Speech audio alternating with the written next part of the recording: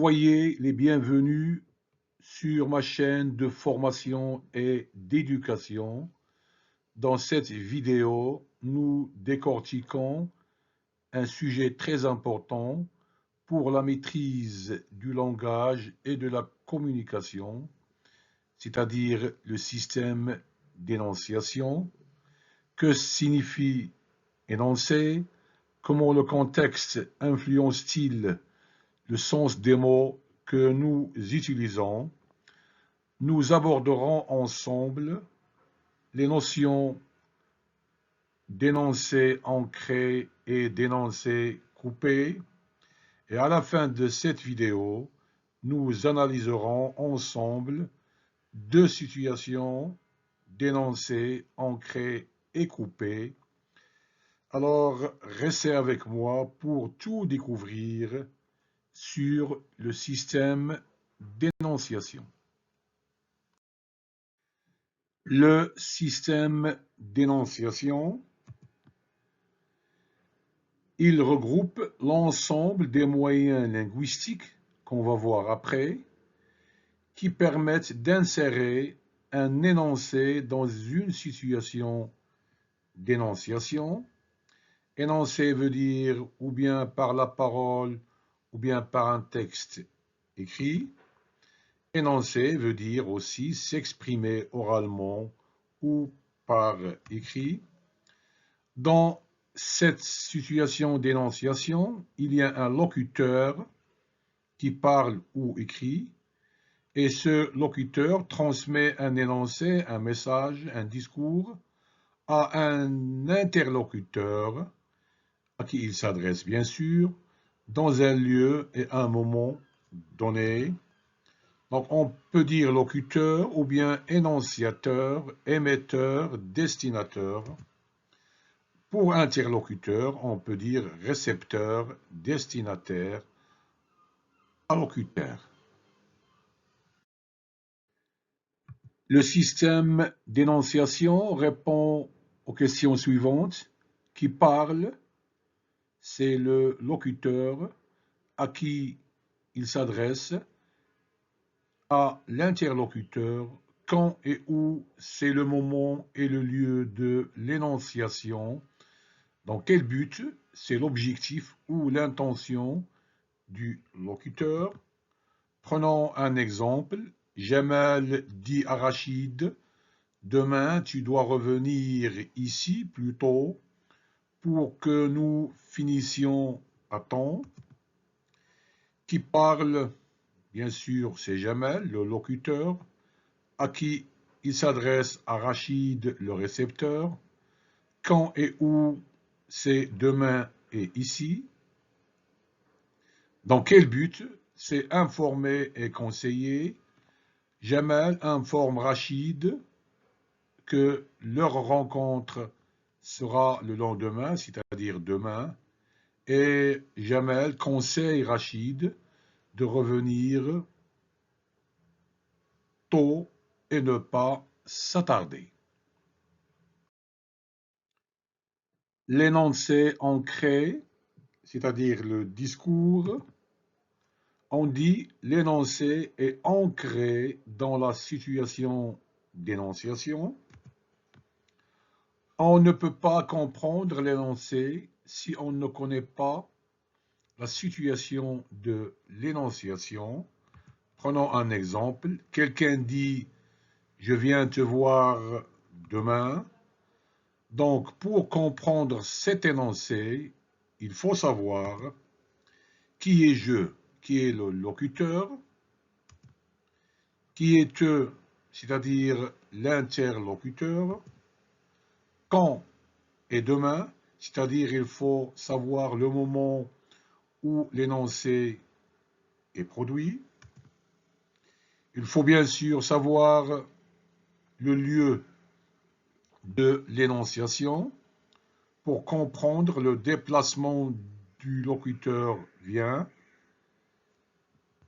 Et à la fin, il faut comprendre aussi dans quel but est exprimé cet énoncé. Donc, dans cet exemple, on ne connaît pas le locuteur, on ne connaît pas l'interlocuteur, on ne connaît ni le moment ni le lieu de l'énonciation, on ne connaît pas également le but, l'intention et l'objectif du locuteur. C'est pour cela qu'on dit on ne peut pas comprendre l'énoncé si on ne connaît pas la situation de l'énonciation. L'énoncé ancré, les embrayeurs ou déictiques, on les appelle aussi indicateurs, marqueurs, énonciatifs. Ils sont des éléments linguistiques, on va voir maintenant. Donc, les embrayeurs sont d'abord les pronoms personnels sujets, je, tu, nous, vous, c'est-à-dire la première personne et la deuxième personne du singulier et du pluriel. Les adjectifs possessifs, première personne et deuxième personne singulier et pluriel, mon, ma, ton, notre, votre, etc.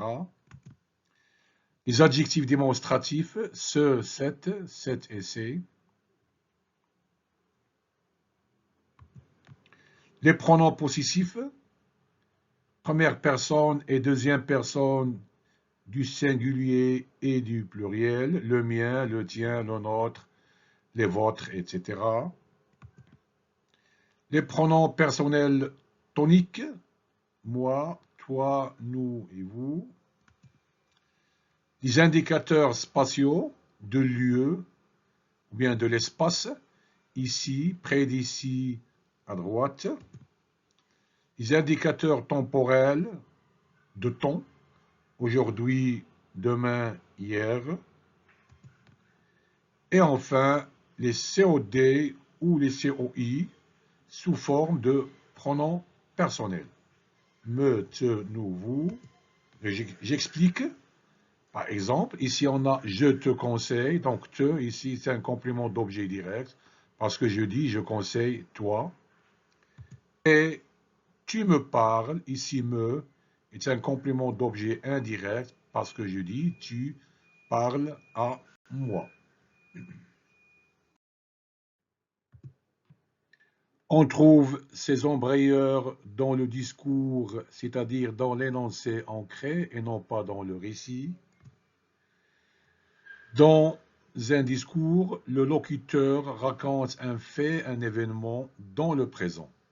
Et ce locuteur participe bien sûr à l'énoncé en s'adressant à un ou plusieurs interlocuteurs.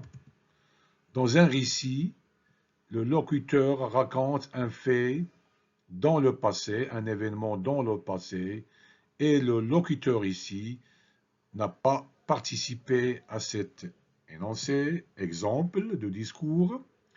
Je termine mon travail aujourd'hui et je me repose ici. Les embrayeurs, je, mon, aujourd'hui, je, me, et ici. On constate que cette phrase est à la première personne du singulier, je, mon, je, me. Les verbes sont conjugués au présent de l'indicatif et on a ici un marqueur de temps, aujourd'hui, et un marqueur de lieu, ici. On prend la même phrase, mais cette fois-ci dans un récit. Il termina son travail ce jour-là et il se reposait là. Donc on constate l'absence des embrayeurs qui sont je monte dans cette phrase.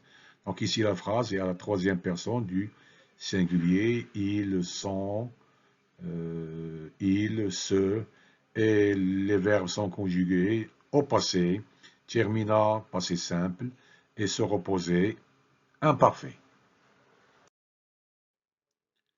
L'énoncé ancré, les temps dominants, le mode indicatif, le présent de l'indicatif, le futur simple, le passé composé et l'impératif présent, la ponctuation du discours.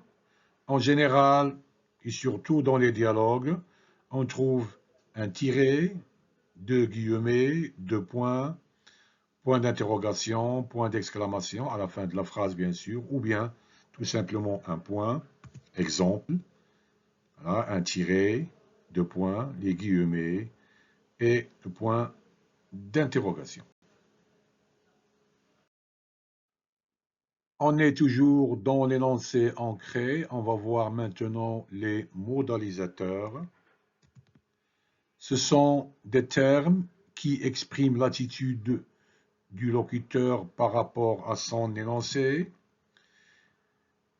Le locuteur est impliqué, c'est-à-dire le locuteur, bien sûr, participe à l'énoncé en communiquant avec un interlocuteur. Donc, il va exprimer son point de vue, ses sentiments, son doute, ses émotions, ses certitudes, ses jugements, etc. Bien sûr, en utilisant des verbes d'opinion, par exemple, des adverbes, des adjectifs qualificatifs, etc. Voici des exemples de modalisateurs qu'on trouve dans l'énoncé ancré. Des adverbes, voilà, des verbes d'opinion, etc., des expressions impersonnelles.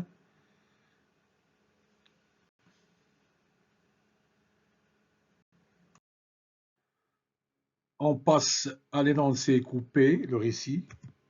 On dit l'énoncé est coupé de la situation d'énonciation, c'est-à-dire l'énoncé ne contient aucune marque de l'énonciateur, c'est-à-dire je, me, tu, vous, mon, etc.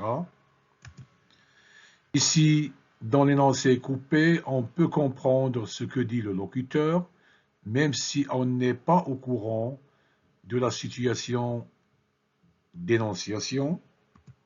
Exemple, il dit que le train est en retard. On ne sait pas qui parle, quand et où, mais on comprend que le locuteur cite une situation où un train est retardé.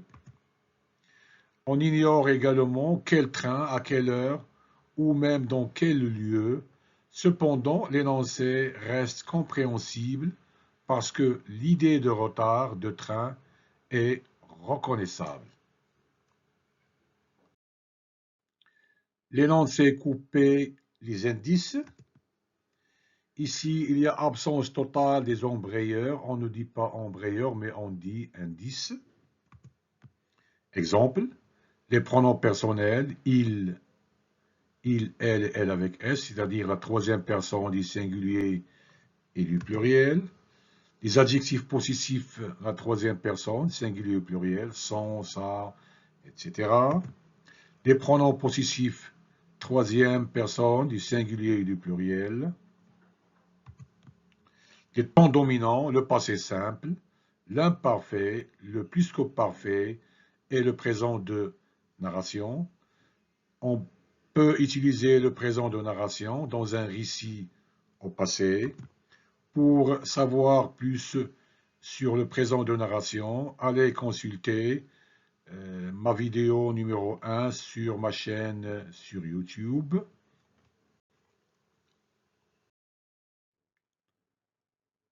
Pour vous faciliter l'assimilation et la compréhension du cours, j'ai tout résumé ici dans ce tableau. Ici, on a à gauche l'énoncé ancré et à droite l'énoncé coupé. On commence par les genres.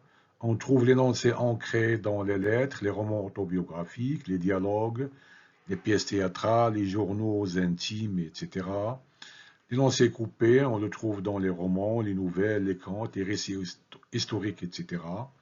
Ici, on a les temps. Ici, on a les diéctiques ou les embrayeurs. Ici, les indices, absence de diéctique.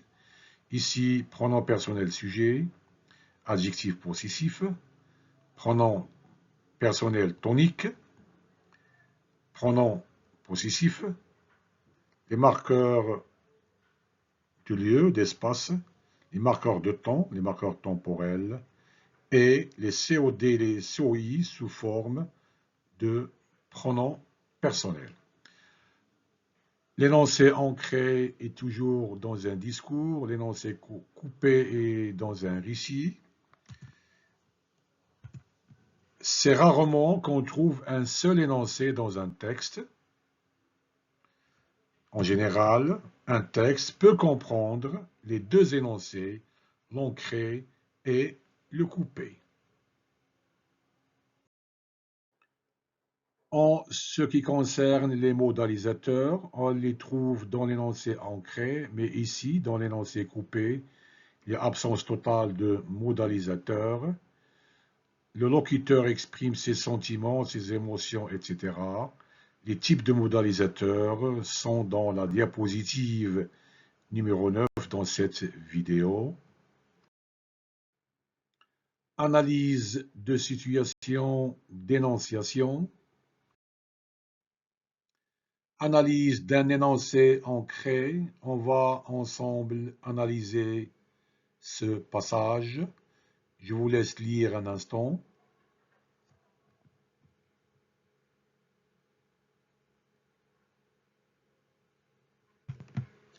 Monsieur renvoie au destinataire et le je renvoie au locuteur. On commence par les pronoms personnels. On a ici je,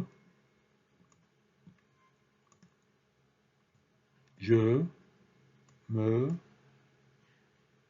je et me, c'est-à-dire la première personne. Deuxième personne, on a ici vous, vous, voilà, ici vous et ici vous.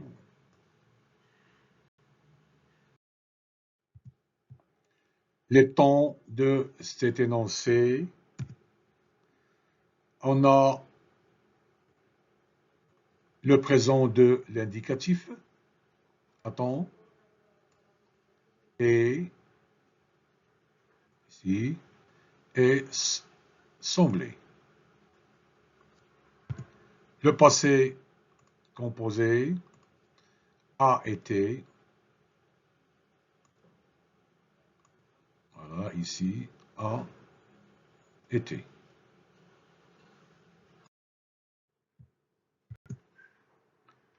Les embrayeurs temporels, c'est-à-dire les indicateurs de temps. On a ici depuis 1 heure déjà et hier.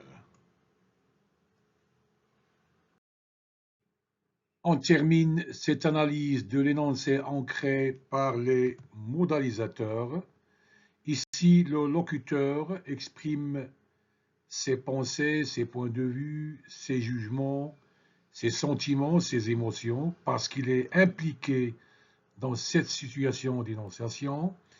Il utilise les adverbes, les verbes d'opinion, les adjectifs, etc.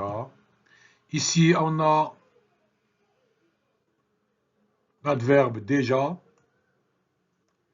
Il renvoie à l'impatience, à l'agacement ou à la colère du locuteur qui attend depuis 1 heure.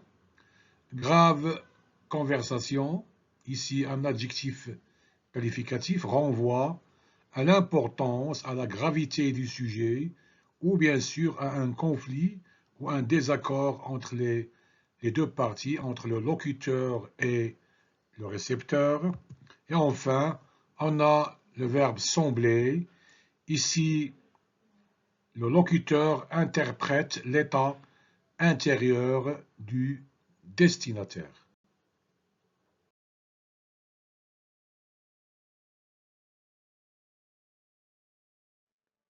Maintenant, on va analyser un énoncé coupé. Je vous laisse lire ce passage un instant. Les indices, ici il n'y a pas de diéctique ou d'embrayeur. Les pronoms personnels sujets, on a ici il, voilà. Octave, donc c'est la troisième personne du singulier. Le temps de l'énoncé, on a l'imparfait, était, et s'éveiller, le passé simple, s'oublia. On continue l'analyse de cet énoncé coupé.